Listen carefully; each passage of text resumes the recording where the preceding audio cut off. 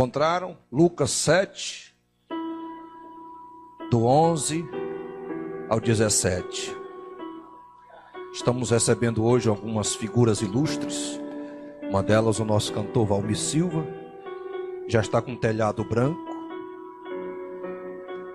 mas isso aí também é sinônimo de experiência. Diz assim a palavra do Senhor: e aconteceu que no dia seguinte ele foi a uma cidade chamada, e com ele iam muitos dos seus discípulos e uma grande multidão. E quando chegou perto da porta da cidade, eis que levavam um que era filho único de sua mãe, que por sinal era viúva. E com ela também ia uma grande multidão da cidade. E vendo-a, o Senhor moveu-se de íntima compaixão por ela e disse: não chores. E chegando-se, tocou o esquife, e os que levaram pararam, e disse: jovem, a ti te digo, levanta-te. E o que fora defunto assentou-se e começou a falar, e entregou a sua mãe. E de todos se apoderou um temor, e glorificavam a Deus, dizendo: um grande profeta se levantou entre nós, e Deus visitou o seu povo. E correu dele esta fama por toda a Judéia, por toda a terra e circunvizinhança. Quem acredita nessa palavra, diga glória a Deus. E eu volto a dizer, queridos, estamos perecendo por falta de esperança.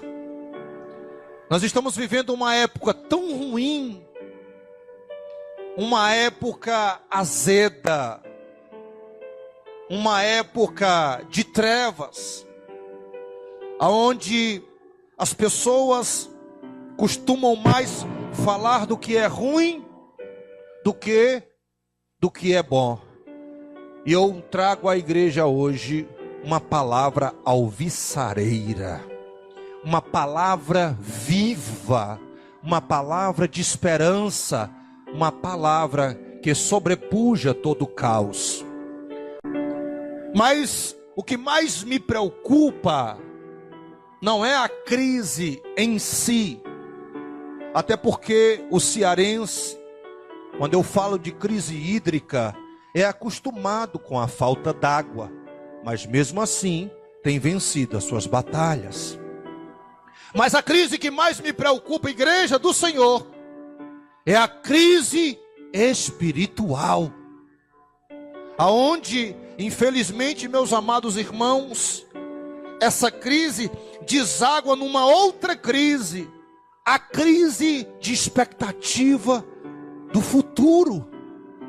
O inimigo está conseguindo furar os nossos olhos, está conseguindo, meus amados, nos neutralizar, porque parece-me que estamos perdendo a esperança. Quem concorda comigo, levanta a mão e diga glória a Deus.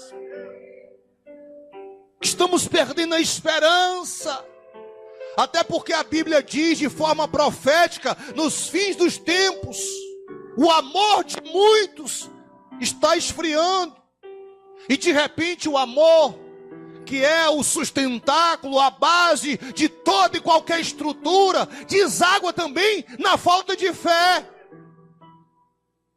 Todavia, a Bíblia nos exorta a crer, mesmo que tudo esteja contrário. Aleluia. Em 2 Coríntios capítulo 5, versículo 7, a Bíblia diz: nós que vivenciamos o universo da fé, não vivemos por vista, mas vivemos por aquilo que o Senhor Jesus tem falado na sua palavra. Querido e amado irmão, os fatos têm conseguido nos derrubar.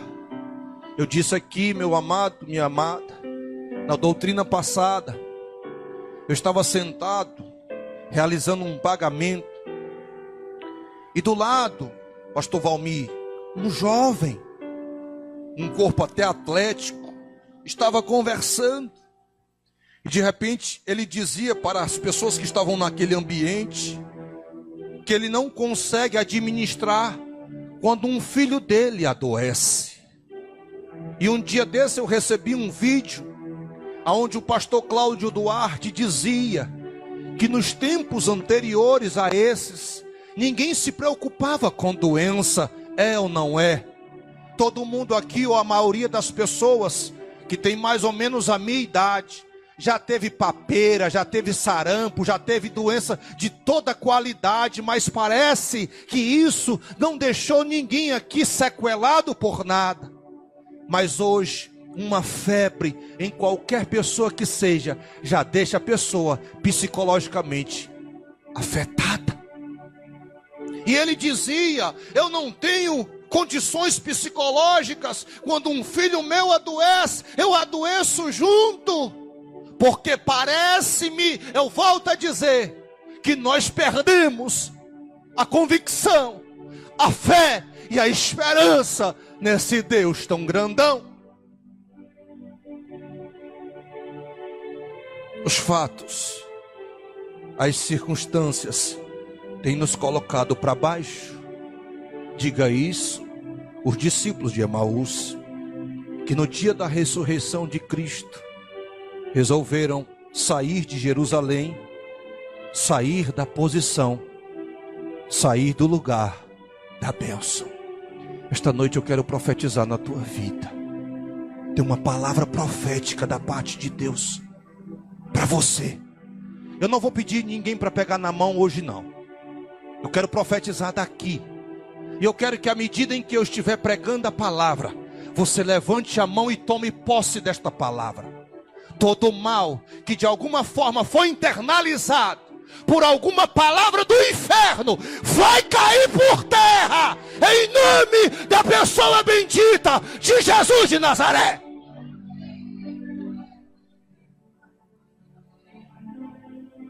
A nossa alma, querido, tem se transformado numa esponja de lixo, de tanto lixo que a gente escuta, de tanta coisa ruim que acontece ao nosso redor e ao nosso derredor. E de repente, os fatos, as circunstâncias têm nos colocado para baixo. O salmista Davi outrora dissera: alegrei-me quando me disseram, vamos à casa do Senhor. Mas infelizmente, esta geração já passa daquele portão com a cabeça embiocada, com a cabeça para baixo, de tanto peso ou de pancada que tem sofrido durante a semana toda. Mas essa noite, eu quero que você levante a mão de novo. E eu quero profetizar na tua vida. Você vai chegar na igreja de cabeça erguida, louvando e adorando ao Senhor. Porque independente do que tenha acontecido com você, a alegria do Senhor não será furtada, não será abortada, não será roubada por nenhum fato e nenhuma circunstância que aconteceu ou que vai acontecer na minha e na tua vida.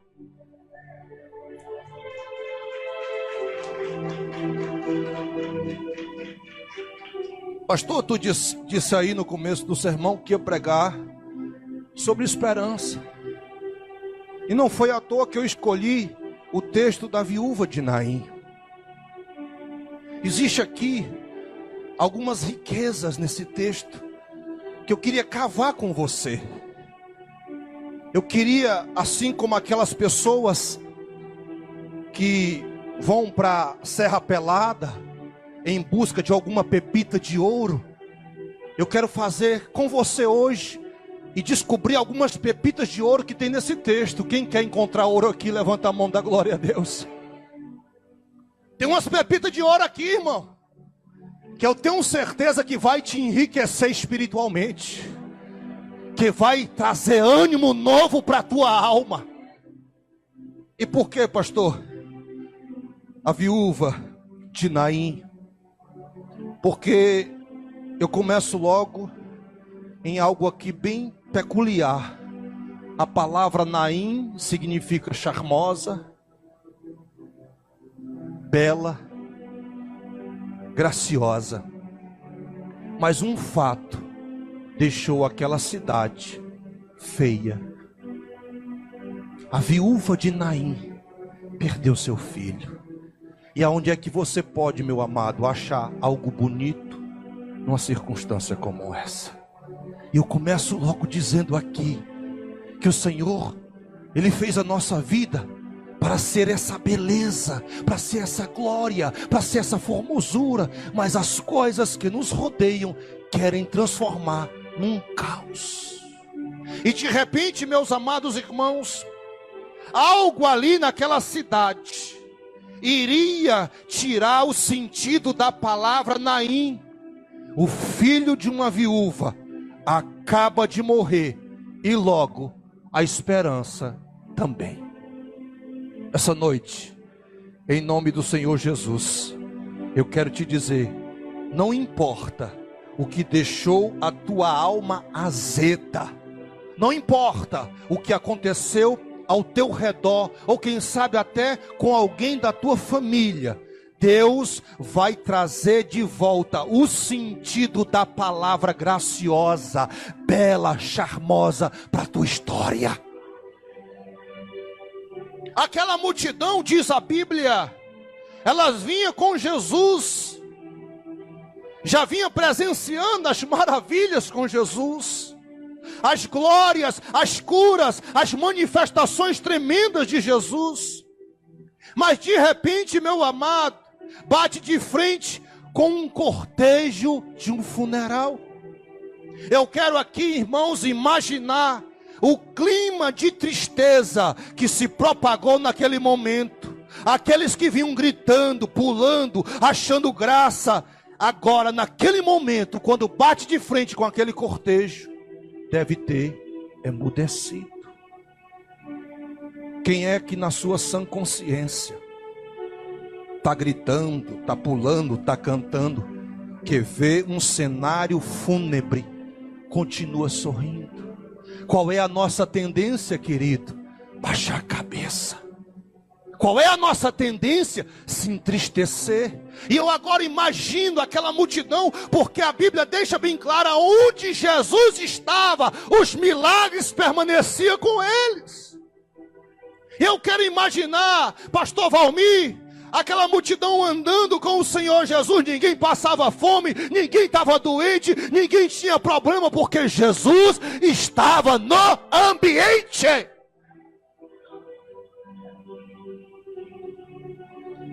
Mas agora eles estão entrando em Naim e se deparam com um cortejo funeral. Eu imagino que aqueles que vieram pulando, gritando, achando graça, emudeceram na hora. Queridos, fatos ruins têm essa força, é ou não é? A gente está feliz, satisfeito, de repente uma ligação que alguém faz para nós, essa ligação de repente de uma doença ou de alguma coisa desagradável, abate a nossa alma na hora.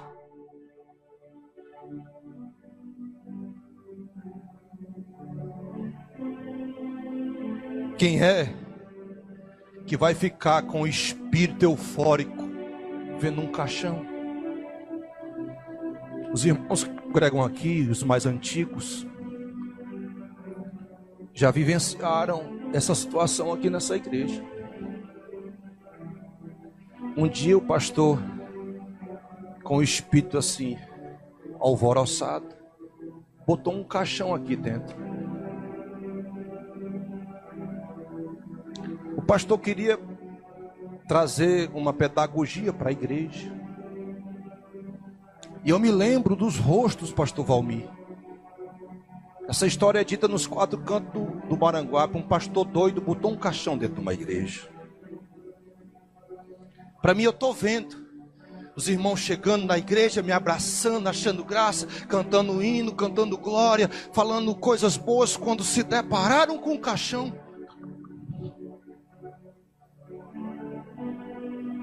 Alguém morreu. Quem foi? Pelo amor de Deus, alguém morreu. Quem é que fica saltando, sapateando e pulando perto de um caixão? Pode ter certeza, essa pessoa tem um parafuso frouxo.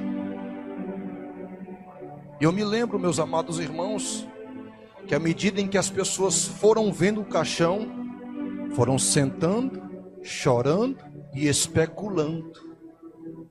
Nesse dia parece que tudo programado, pastor William. Veio uma Kombi, um povo novo, e disseram: é a família do morto.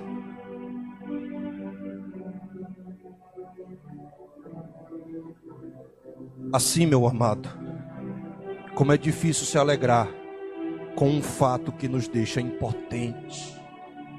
Quantas pessoas, irmãos, se sentem impotentes porque não conseguem mudar a situação. Quantas pessoas convivem com um azedume terrível porque não tem força para alterar a circunstância. Eu tenho uma palavra de Deus para você. O que é que o mundo diz, pastor? Contra fatos não há argumentos.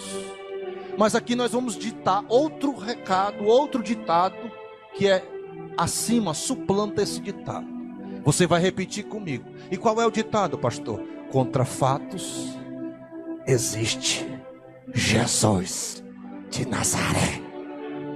Repita: contra fatos existe Jesus de Nazaré, o Deus dos milagres, que nós pregamos, que nós cremos e que nós vivemos no universo dele.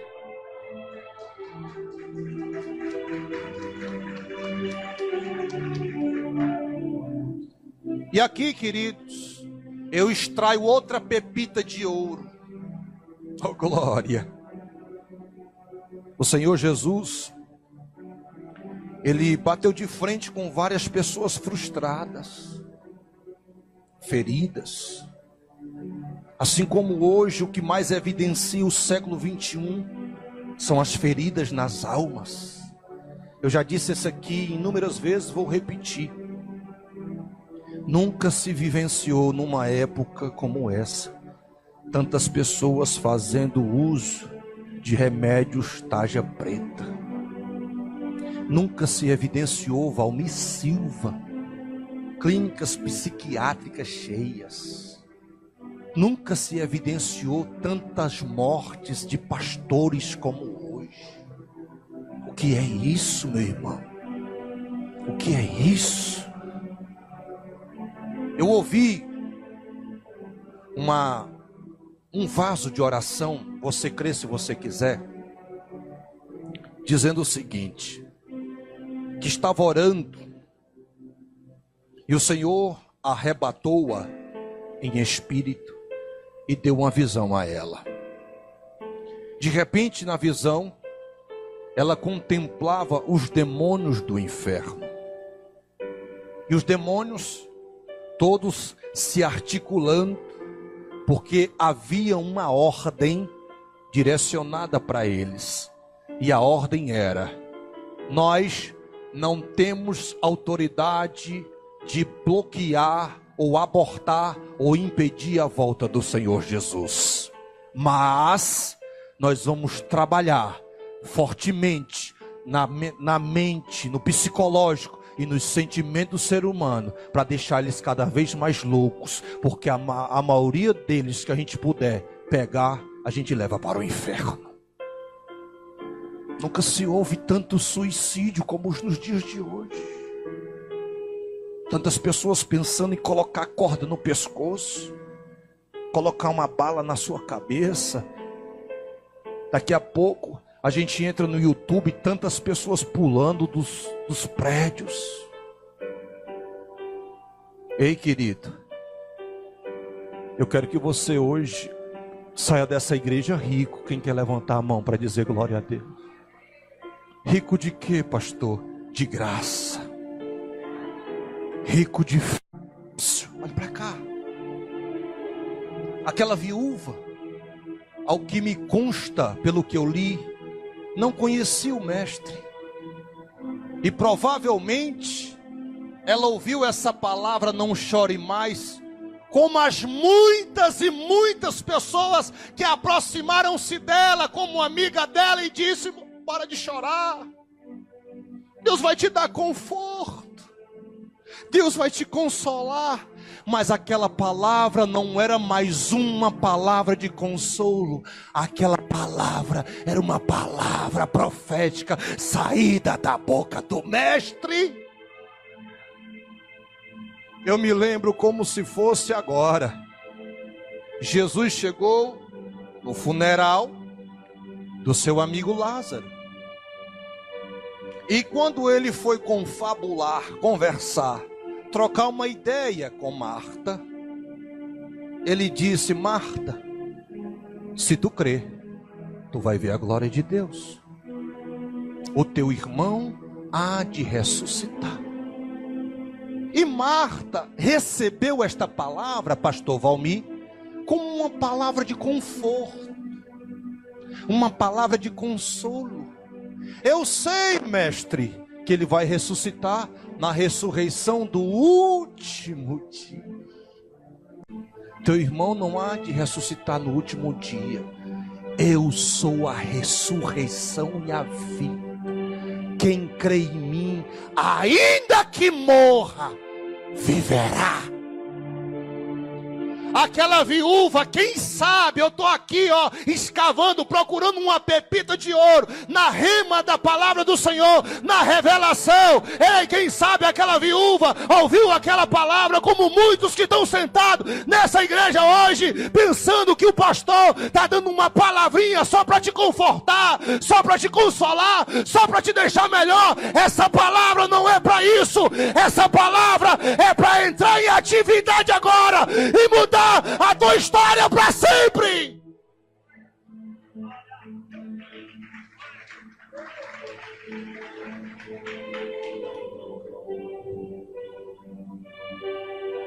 Eu não estou interessado em fazer cócegas no teu ego. Puxa, eu vi a irmã chegando tão tristinha, eu vou dar uma palavra de esperança para ela. Essa palavra não é de autoajuda. Essa palavra é a ajuda do alto. É diferente. A gente escuta ou lê uma palavra de autoajuda e fica consolado por ali. Mulher, não chore mais. Quem estava dizendo era aquele que ia enxugar as lágrimas dela naquela hora. Quem está dizendo isso para ti é quem está entrando em atividade agora em favor da tua vida. Não é para depois, não. É para, se você crê agora, agora mesmo se rasga o céu em teu favor. Agora mesmo as coisas começam a soprar em teu favor. Agora mesmo, se você crer, tudo mudará em teu favor. Se queres, verás a glória de Deus. Mas pelo que me consta, parece-me que esta viúva recebeu aquela palavra de muitas que talvez disseram para ela: não chora mais não, mulherzinha.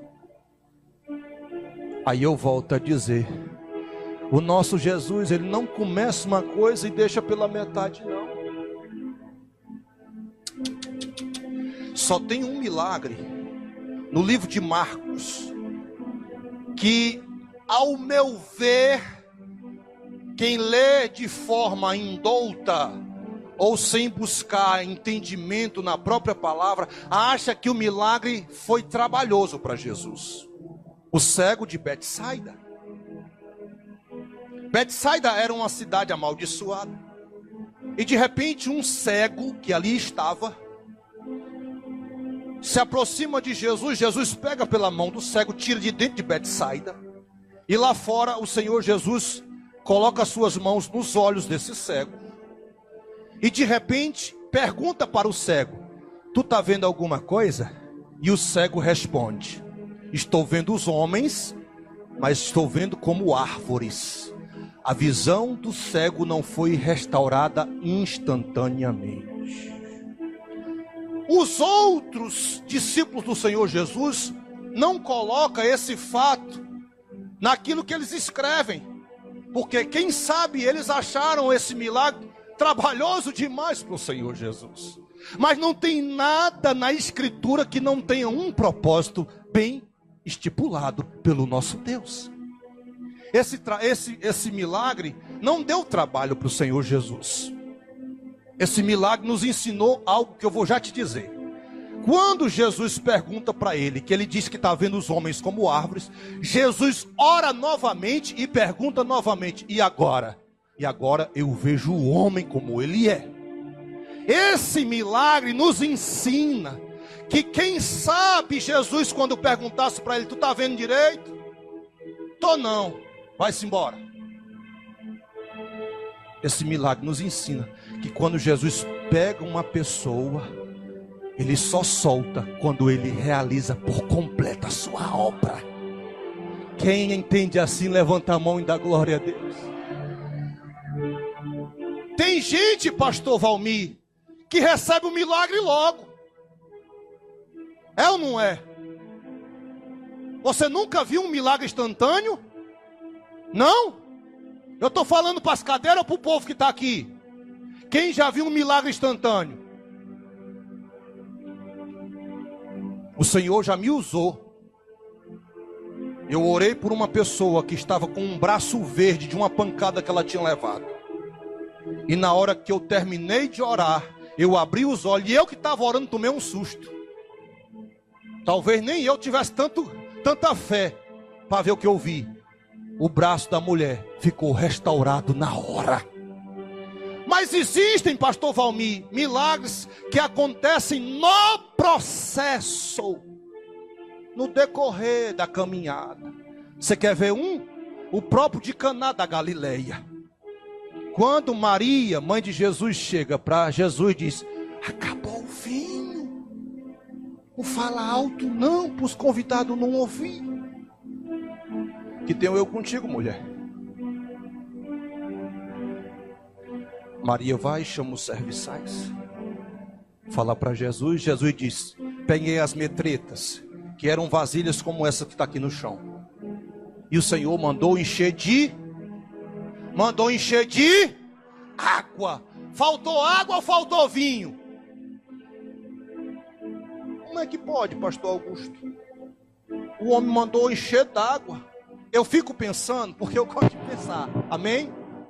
Eu gosto de pensar. Se eu fosse um daqueles servos, eu disse: meu Deus, tem um doido no casamento. Tem um doido no casamento. Porque a mulher falou, eu ouvi, acabou o vinho. Eles encheram as metretas de água. E diz a Bíblia que à medida em que eles foram andando, ainda era água. Mas quando eles caminharam, se transformou em vinho. Sabe o que é que eu aprendo? Que tem milagres que acontecem no caminho, no processo. Você vai se arrependendo de um pecado aqui, vai santificando ali, e Deus vai operando na tua história. Ei! Jesus, ao meu ver, parece-me que entendeu que a viúva não creu. Mulher, não chora não. Ao meu ver, parece que ela não creu. Aí ele foi andando e tocou no esquife. Esquife é caixão. Eu fico imaginando as duas multidões agora juntas, olhando para aquela cena. Eu imagino uma mistura de sentimento entre os que crê e os que não crê, porque infelizmente nem todo mundo que está sentado aqui crê. Você quer ver uma coisa? Deus disse para Josué que ia derrubar o muro de Jericó. Quem já leu isso? E como é que ia ser? No grito. Irmãos, quem estuda teologia quem estuda um pouquinho, e nem precisa estudar muito, a Bíblia diz que morava uma prostituta no muro. Esse muro era pequenininho, era fino, tinha casas em cima do muro, esse muro era grosso. Eu não vou dizer que era uma muralha da China, mas era uma muralha, morava gente lá. A prostituta Raabe morava lá. E Deus agora diz para Josué que o muro vai cair no grito. Talvez tivesse gente lá na multidão e dissesse: vai encabular um jumento. Ei, olha para cá. Tu quer bem me dizer que aquela multidão que estava rodando na muralha, estava todo mundo crendo? Tinha gente dizendo: eu vou só para ver o mico que eles vão pagar. Porque, irmãos, infelizmente, nem todo mundo que está aqui crê. Tem gente que está aqui por conveniência, tem gente que está aqui porque está interessado em alguma coisa. Tem gente que veio para cá porque está interessado numa irmã dessa igreja. Estou doido para dizer o nome, mas não vou dizer não. Deixa eu beber água.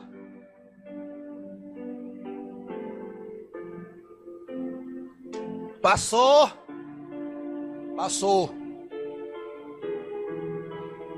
E tinha gente ali. Qual foi o primeiro? Foi o primeiro dia que nós rodamos? Foi. Amanhã, bem cedinho, eu estou aqui, Valmir. Eu vou ver esses israelitas pagar o maior mico da história. Eu quero estar junto. Como essa cruzada que foi efetuada aí. O homem dizia que ia ter milagre, ia ter cura, ia ter demônio. E teve gente na cruzada que foi só para ver que não ia acontecer nada. E saiu de lá com a cara no chão. Porque o nosso Deus ainda opera milagre.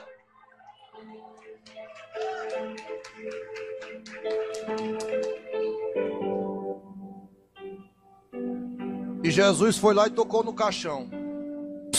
Para esse caixão aí. E pararam. Agora eu imagino a multidão. Eita pau. Os que já vinham com Jesus já começaram a dar glória. Ei, eu não mandei você pegar na mão de ninguém até agora. Mas pega aí. Diz assim para o irmão que está do teu lado. Aqueles que já vinham com Jesus já sabiam que algo muito grande ia acontecer naquele lugar, porque já tem experiência com o Senhor, já vive confiando no Senhor, já viu milagres e prodígios, a sua esperança é no Senhor. E quando Jesus tocou no caixão, eu imagino gente já começando a dar glória, eu imagino gente sapateando, eu imagino, eita, vai já começar um rebuliço aqui, porque se Jesus mandou parar o caixão, é porque vai ter milagre.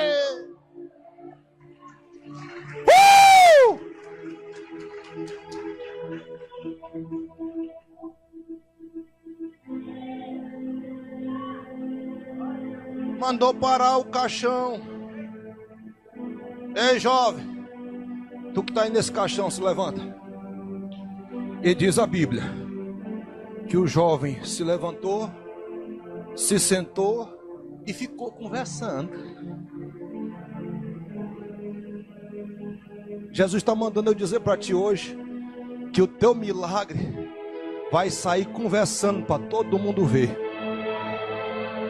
Tu crê? O teu milagre vai sair conversando? E como é que um milagre conversa? Vai sair de boca em boca. Tu viu o que foi que aconteceu na vida dela? Tu viu o que foi que aconteceu na vida dele? O teu milagre vai sair conversando. E o nome do Senhor que mandou acabar o funeral vai ser glorificado lá onde tu mora, lá na tua rua, lá na tua história, lá onde tu tá, porque o nosso Deus é o Deus que realiza milagre nos dias de hoje. Mas aí o milagre não acabou aí não, irmão. O que foi que Jesus fez? Pegou o rapazinho que foi ressuscitado e foi deixar lá na mão da mãe dele. Pega aí. Ei, Valmir, tu crê? Quem é profeta aqui? Pega aí com a mão. Eita Jesus, pastor hoje veio cheio de mistério, não foi? Eu fui num lugar acolá, irmão. Voltei crentezinho, viu? Eita glória. Olha para a pessoa que está do teu lado. Tá aqui os vasos, vai. E bota na mão da pessoa aí que está do teu lado. Diz assim para ela de forma profética: Jesus manda eu te dizer que Ele começou uma boa obra na tua história. Não se preocupe, que se houver alguma coisa no meio da circunstância e deixar essa situação pior do que já estava, te prepara. Jesus está trabalhando para entregar a tua vitória e deixar na tua mão, porque Ele é Deus.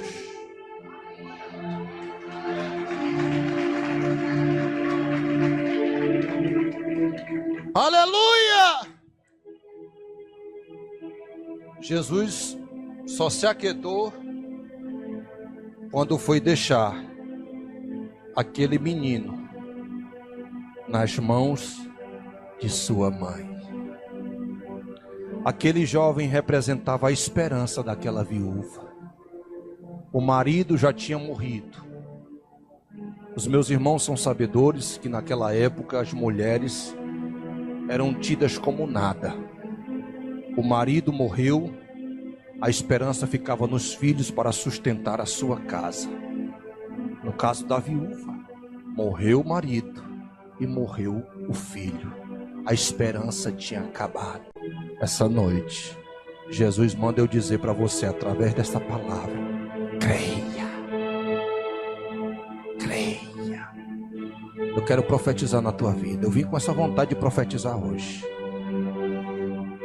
Essa situação não vai terminar assim. Levante sua mão. Nós já vamos ceiar. Levante a sua mão mais alto que você puder. Hoje, quem sabe você chegou aqui quebrado, triturado, falido, frustrado.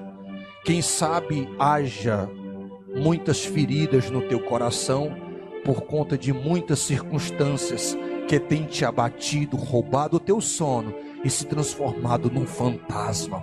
Jesus me autoriza a dizer pela sua palavra que Ele vai chegar no momento certo. No momento certo. Observe, Jesus ia passando mesmo na hora do funeral. Quem sabe 10 minutos a mais, Jesus não tivesse visto aquele funeral. Mas Jesus só chega na hora certa. E Jesus vai chegar no momento oportuno de realizar o teu milagre. E essa situação que parecia sem jeito, que parecia impossível, o Senhor Jesus vai tocar, como Ele tocou naquele esquife. E o milagre vai ser realizado. Aquele povo se encheu de temor. E vai haver um temor no teu coração, tamanho o milagre que Deus vai realizar. O povo ficou apavorado, e diz a Bíblia que começaram a dar glória a Deus e disseram numa só voz: Deus visitou a terra. Aplauda o Senhor. Deus visitou os homens. E Deus vai visitar e vai entregar a sua vitória na sua mão. Amém? Fiquemos de pé.